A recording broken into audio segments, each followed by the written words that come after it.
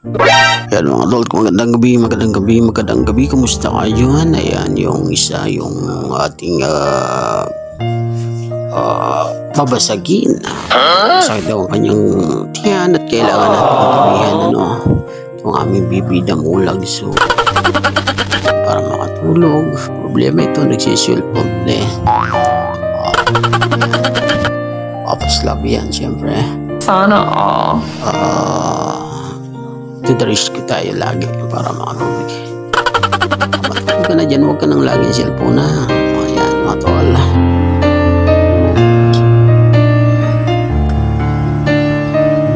Bakit sumakit? Wala pa kasi yung hinihingi niyang bike.